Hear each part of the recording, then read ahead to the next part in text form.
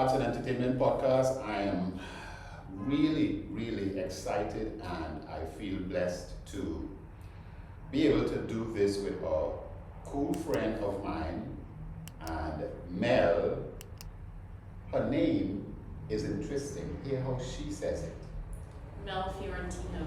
You see that? Fiorentino.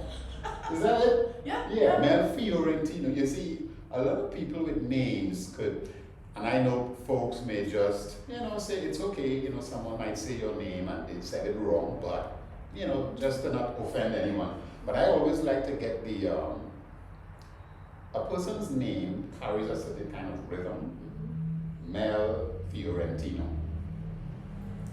You say it. Mel Fiorentino. Right, you see?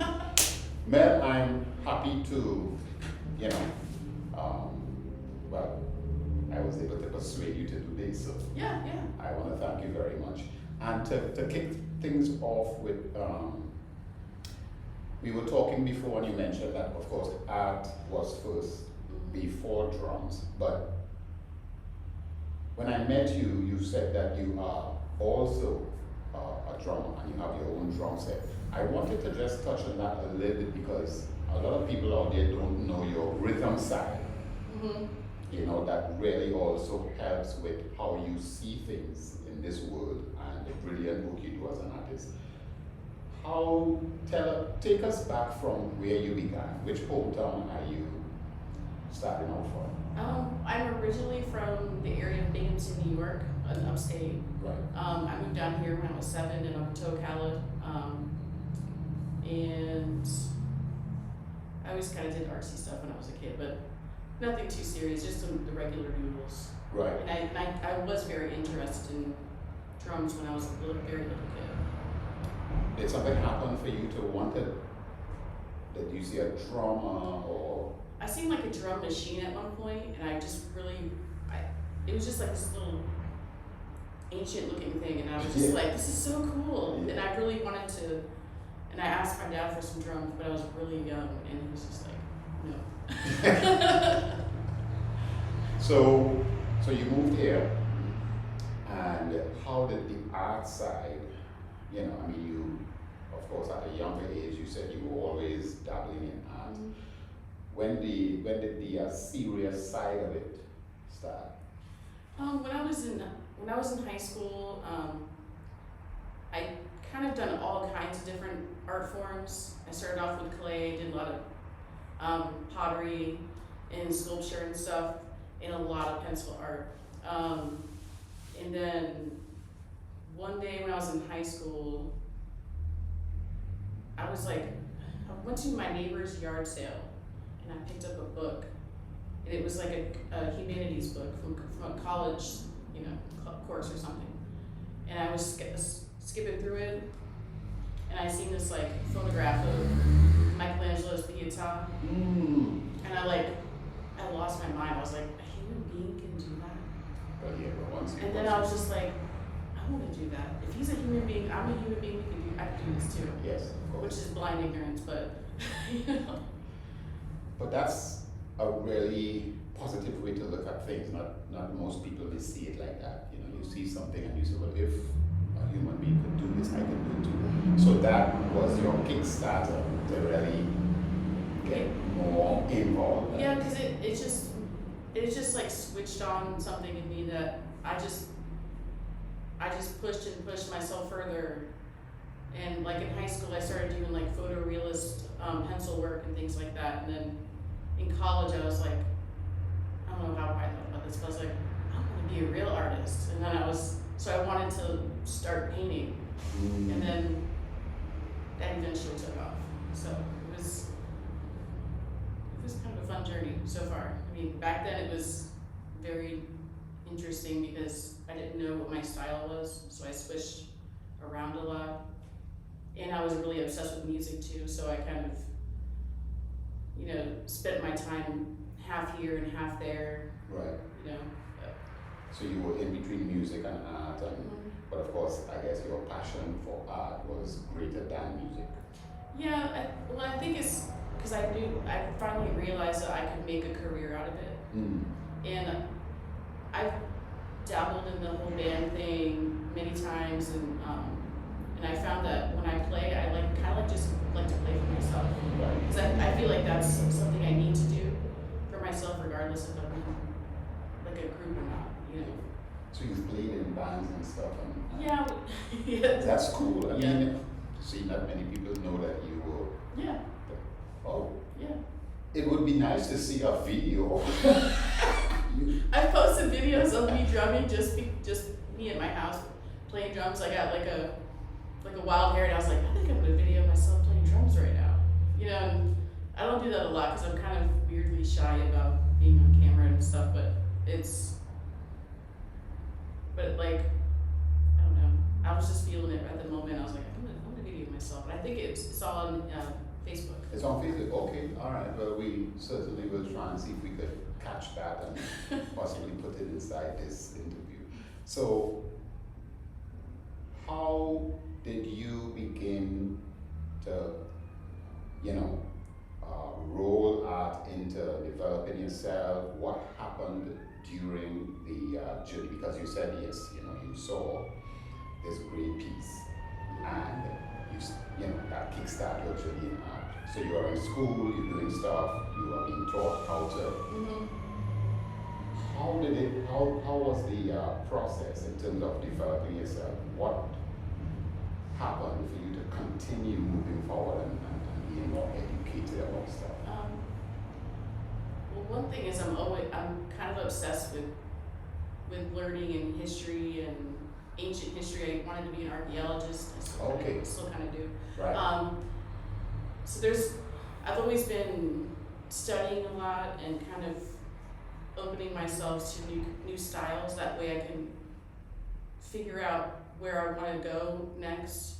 When I was in college, I knew that I liked figurative art and in portraits and things like that. But I didn't know how I was going to put them in a scene in a painting.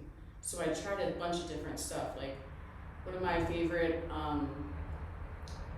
abstract kind of artists, it was Piet Mondrian. He did a lot of his early stuff is what I got most interested in, but he did the stuff that was the composition in yellow. It was basically a grid with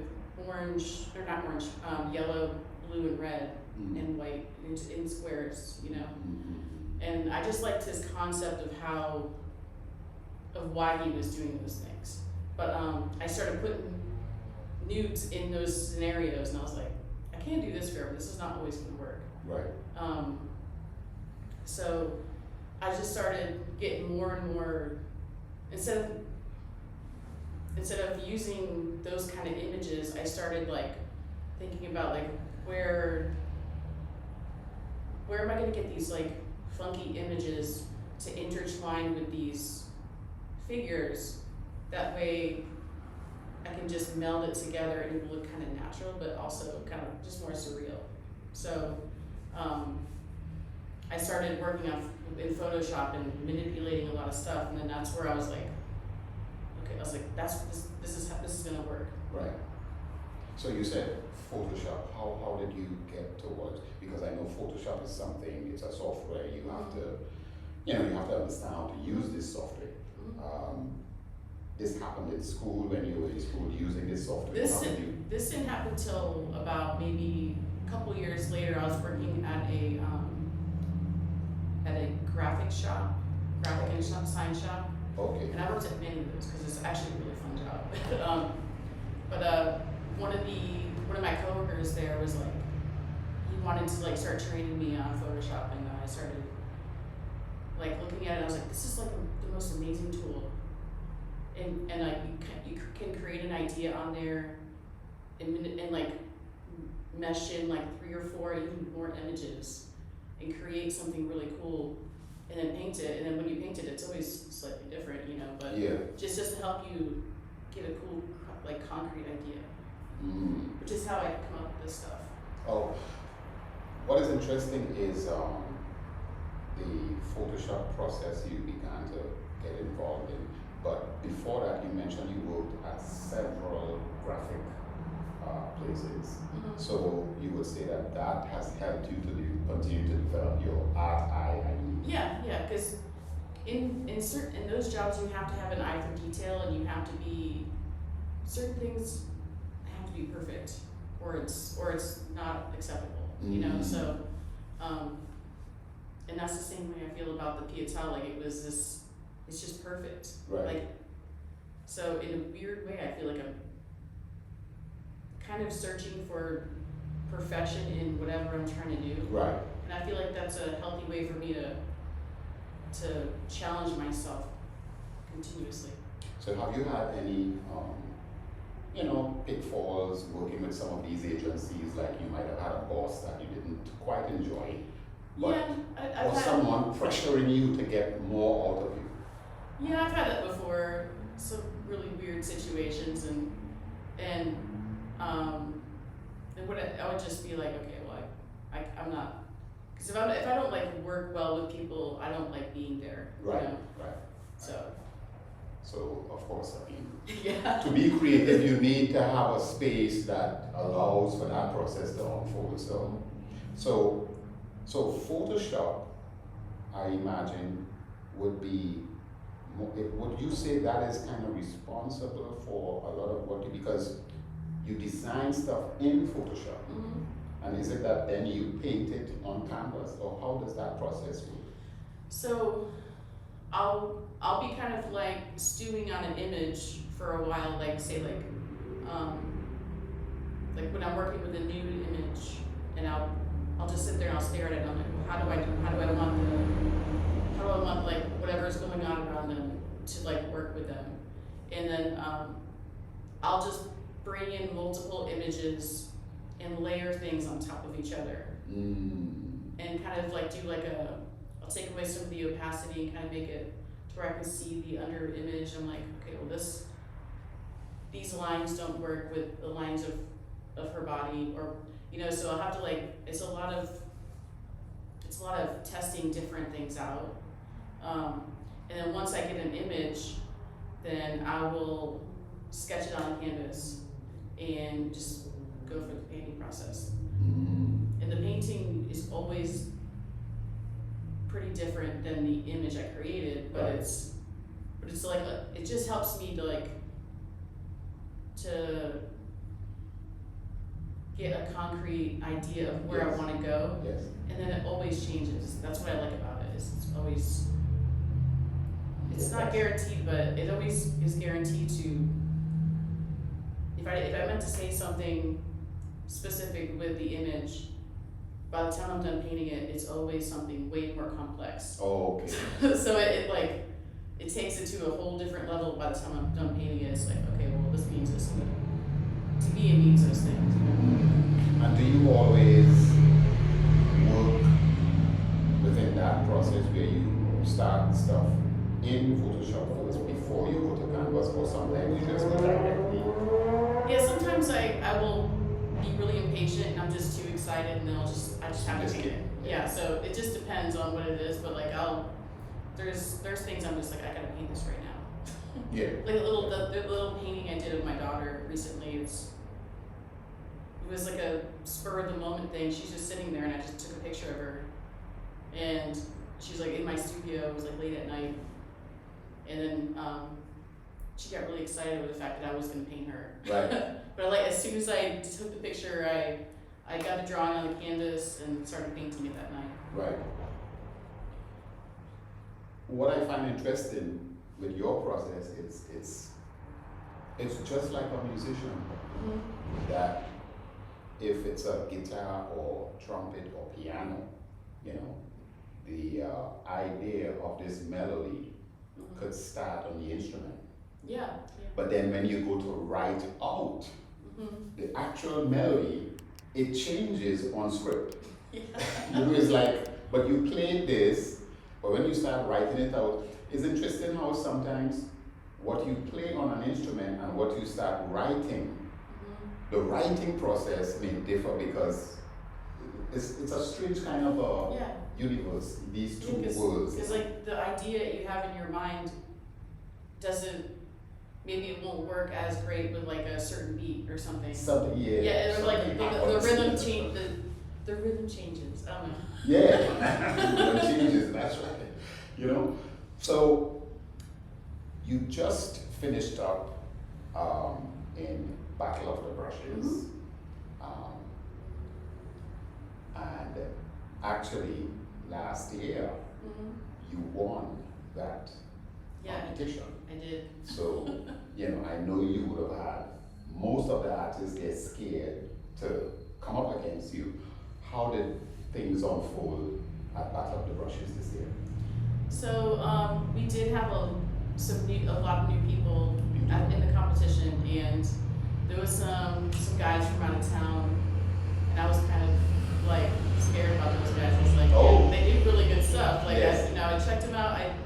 You did some I research. looked up on Instagram, and I'm like, okay. Yeah. And I'm like, I gotta really boost this whole piece up. Like, what am I gonna do? And then I just figured that I would paint something completely in oil. That way, for one, that's really hard to do in that period of time. Right. Unless you're really smart about how you lay down color and how you blend it, Yes. so you don't make things muddy. But like, so I didn't really walk around to look at everybody's stuff until like maybe it was towards the end, until I felt pretty comfortable Right. with how much time I had left. Like, I did kind of peek out, and I was just like, oh my god, like that piece over there looks really cool. That piece over there looks really cool. And I was like, and then I just got back into my mode and put my headphones on and was just like painting Yes. like crazy. And actually, one of the out of town artists said the same thing. He came over, he's like, oh no. Yeah. And I was like, don't worry about it. Just Yeah, yes. go paint. Like, don't get psyched out. Yeah. And then yeah, so I actually did finish like 30 minutes early, which was like crazy. I didn't think I'd finish that early. But yeah, and then at the end of the night, I sold my piece. Wow, that's beautiful. Yeah. So What was the name of it? the name of the piece? Yeah. I was gonna call it Ultraviolet. Okay. That's a piece that's the word that came to my mind when I was working on that one. So you sold that piece Mm-hmm. on that date set. Yep. And that helped raise $1,000 for an MCA and Max. So, Okay, beautiful. Now, for those of you who are not familiar, MCA is Marian Cultural Alliance, downtown Ocala, and Max. Tell us about The Max. Max is the Magnolia Art Exchange. Magnolia Art Exchange. So it's in the Old Train building. Right. It's pretty much down the street from Noma. But a couple of, I think about 2 or 3 years ago, because I was on the board for Max a long time ago. Right. In the building, before the building stages. And so it's basically like an artist residency that kind of helps like foster like, how to build your career and, Okay. so it's for like emerging artists who like want to be in that atmosphere around other artists who Right. they learn from each other and everything. So it's an awesome opportunity. Okay, beautiful. And again, just so you know, we are in the most beautiful space you want to come to Ocala and check out. This is the Noma Gallery. Yes. All right, once you're coming into Ocala, make sure you pencil in or put it on your calendar in your phone, Noma Gallery. All right. So Battle of the Brushes took place, but before that, I've seen you win numerous awards. Mm-hmm. Mel, I mean, and congratulations to you. Thank you. Tell us about some of these awards that. Well, a couple of years ago, I won Best of Show at MCA's. I can't remember the name of the show, but it was the second show. It was Pleasures. It was called Pleasures. Okay. Pleasures 2. Right.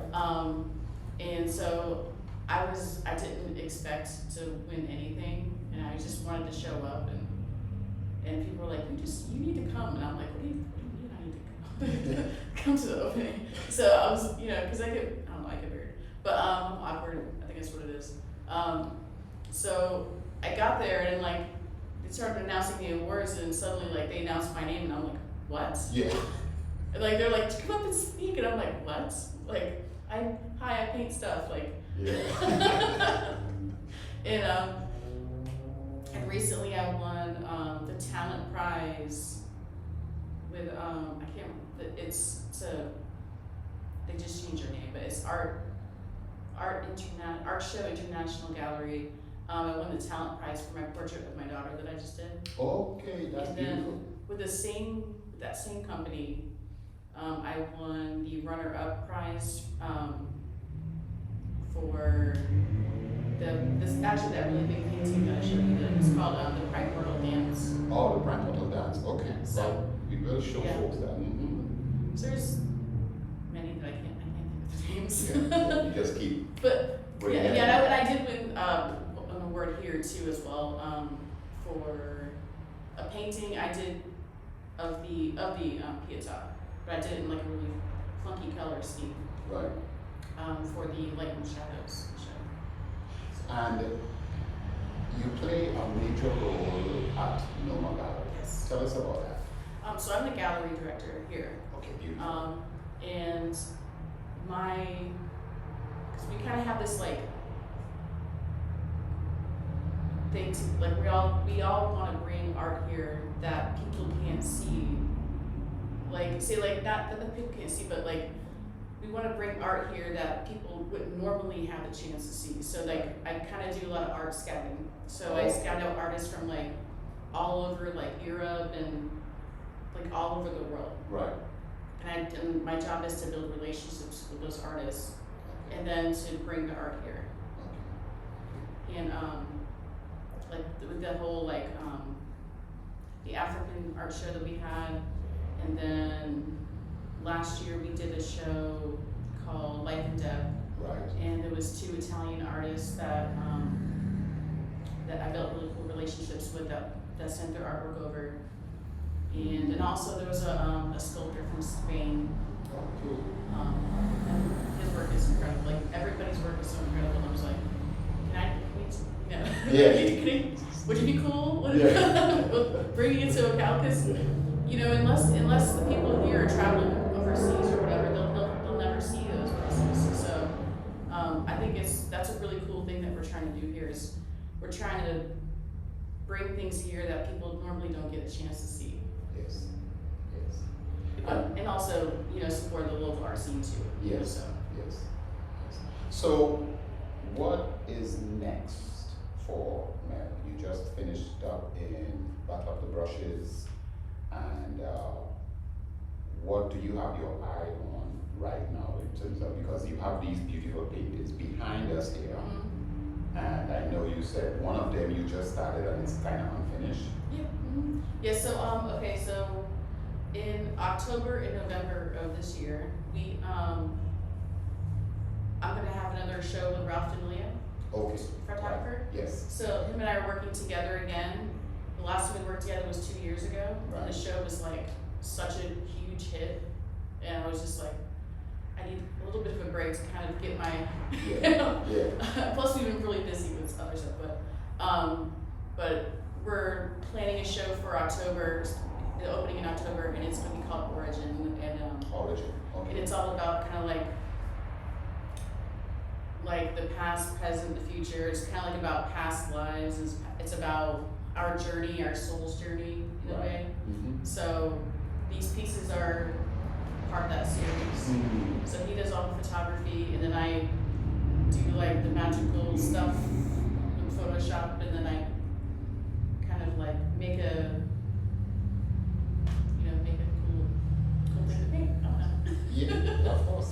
So that is interesting. So he will do the photography side of it. Yes. Pass it over to you. Mm-hmm. You pass it through the Photoshop lens. Yep. And then your lens Mm-hmm. to canvas. Yes. That's, So it's cool because we realized that we work really good together. that's beautiful. Because what I'm looking for in Yeah. Go fast. Come on, little kind of podcast with that. a racetrack out there. Yeah. What I'm looking for in figures when I want to paint, is the same thing that he does when he's taking these photographs. Like, I think he's one of the most dynamic photographers around. Yeah, Ralph is Like brilliant. the lighting and the shadow and the shapes that he creates with his photography is amazing. So it's gonna be a fun show, and we're gonna be doing some cool, we got some cool plans for the opening. So I've been talking to Geraldo. So this is coming up in October. Yes. Okay, beautiful. October 2023. Right. Mm-hmm. All right. So folks have something to look forward to. Yeah. Want to pencil in Yeah. October month at Noma Gallery Yep. to come check out Yep. Origins. Yep. Origin. Beautiful, beautiful. Origin. Yeah. Beautiful. No S. Origin. Make sure we get that clear. Would you be playing any drums for the opening? Well, it's so weird because I'm weirdly shy about stuff. I don't know why. It's like I got older and I'm like a serious hermit or something. I am and I'm not. But but I have been playing more drums Oh. than I have been recently, because I kind of I get out in this whole painting, family stuff. But then recently, my husband and I just got a really cool mixer from one of our friends. It's Right. a really awesome one. So we're gonna be jamming a lot more. So I'm very excited about that. Hey. But I do have a cool. Well, we haven't really announced it, but okay, I'll announce anyways. So in July, I'm putting together this thing called the Summer Recharge Workshop. So what it essentially is it's for artists and even musicians alike. Right. If they're they just need some extra inspiration, if they need some time around artists and just to chat or just to work along or collaborate with other artists. Right. It's basically for that. Okay. And there's going to be some cool little elements that we're going to announce. But there is going to be I'm going to be bringing my electronic drum set for the art jam nights. Oh. So it's going to be fun. And this is what you call it, Summer Recharge Workshop. Summer Recharge Workshop. So it's for us to recharge ourselves for to get inspired and to get motivated. Right. And it's in July. Mm-hmm. It's all of July. All of July. All of July. Okay. There's going to be certain events that happen throughout. Okay. And is it going to be each day of the week something different, or you have to? There'll be different things. There'll be at least 2 or 3 different things each week. Right. So there'll be kind of a day where we're collaborating and we're doing critiques and stuff if people would like those things. Right. And there's going to be days where we have the art jams. So it's going to be more of a night thing, so people can come hang out and they can either paint or they can draw, or they can come play some music and just kind of, shake it all out or whatever. Of course.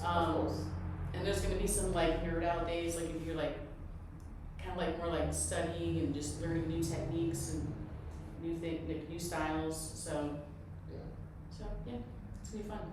And this is happening at the Noma Gallery. Yep. Beautiful. Yep. There you have it, folks.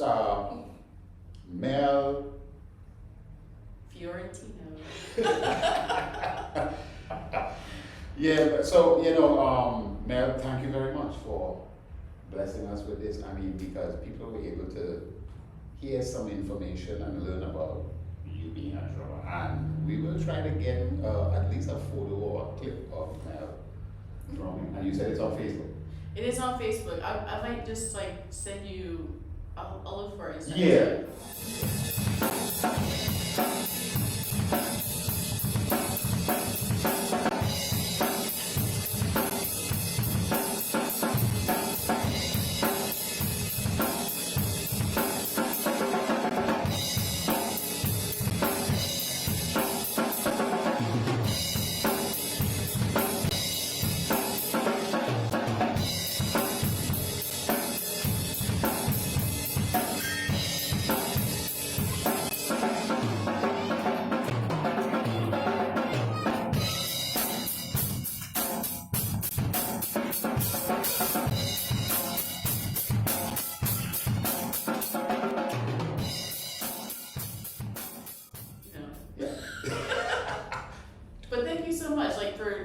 for asking me to do this. It's really cool. Yes, and thank you for agreeing. We are doing this at the Noma Gallery. You need to come check out the Noma Gallery. And you've been checking out Ocala Arts and Entertainment Podcast. So be safe out there. Bye for now.